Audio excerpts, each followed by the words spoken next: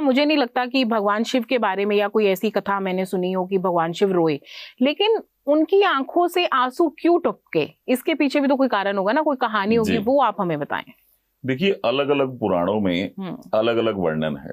यहाँ मैं 3 कथाएं बताता हूँ थोड़े शब्दों में। पहली, त्रिपुरासुर ने बहुत हाहाकार मचा रखा था। ठीक है, सभी देवता परेशान थे। क्यों? राक्षस गण जो थे ये तपस्या इतनी करते थे, इतनी तपस्या करते थे, पहले वरदान ले लेते थे। तो सेम चीज जो है त्रिपुरासुर के साथ थी। अच्छा। कि उन्होंने बहुत हाहाकार मचा रखा था, सभी देवता परेशान हो गए, तो वो भगवान शिव के पास गए। अब त्रिपुरासुर का जो वध हो सकता था वो अघोर अस्त्र से हो सकता था। अच्छा। लेकिन अघोर अस्त्र को प्रकट करने के लिए बहुत लंबा समय चाहिए था, और उसके लिए भगवान शिव ने 1000 साल तपस्या की, खुली आंखों से। और उसके बाद जो उन्होंने पलकें झपकी तो आंसू की बूंदें गिरी, जिससे रुद्राक्ष उत्पन्न हुए।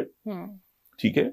और दूसरी कथा जो मैंने अभी पहले शब्दों में भी बताई कि सृष्टि की व्यथा देखकर कि रोग बीमारियां भयंकर त्राही त्राही मची हुई है, तब भगवान शिव ने ब्रह्मा जी से भी बात की, विष्णु जी से भी बात की कि इसको कैसे संसार के दुख को दूर किया जा सकता है। किसी के पास कोई हल नहीं था। भगवान शिव व्यथित हो गए, क्योंकि अब उनमें जो सृष्टि में जो इंसान है वो उनके भक्त भी तो थे, बहुत सारे ऐसे जो उनकी प्रगाढ़ भक्ति करते थे।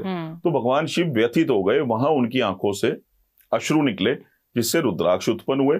और तीसरी कथा जो है, जब मां सती राजा दक्ष के यहाँ यज्ञ कुंड में उन्होंने आत्मदाह कर लिया। अच्छा। ठीक है, या यूं कहें उन्होंने अपनी आहुति दे दी, और उसके बाद भगवान शिव उनके मुंह में रुदन करने लगे। अच्छा। उन अश्रुओं से रुद्राक्ष उत्पन्न हुए। तो रुद्राक्ष उत्पन्न के पीछे ये सारी कहानी है। जी। अच्छा, एक और चीज, रुद्राक्ष जहां जहां पे उत्पन्न होते हैं, तो 3 आप अभी स्पेसिफिक आपने जगह का नाम लिया, एक नेपाल, एक इंडोनेशिया और एक और आपने बताया ऑस्ट्रेलिया में भी होते हैं, हरिद्वार में भी होता है। अच्छा। आसाम में भी रुद्राक्ष होता है। अच्छा। हाँ, रुद्राक्ष के पेड़ बहुत जगह हैं। लेकिन जो पुराणों में वर्णन है ना, जैसे शिव महापुराण की हम बात करें, लिंग पुराण की बात करें, तो उसमें भगवान शिव ने एक बात बोली है कि छेद नेचुरल होना चाहिए। अच्छा। आंवले के बराबर दाना होना चाहिए। धारियां जो उसके मुख हैं वो बिल्कुल साफ सुथरे होने चाहिए। अच्छा। रुद्राक्ष चमकदार होना चाहिए। तो ये सब वर्णन जो हम पढ़ते हैं, इसके साथ जब हम नेपाल के रुद्राक्ष को मैच करते हैं, हाँ, तो हम ये कहते हैं कि नेपाल के रुद्राक्ष ज्यादा अच्छे हैं। अच्छा। क्योंकि इंडोनेशिया के जो दाने हैं वो छोटे होते हैं। अच्छा, ओके। ठीक है।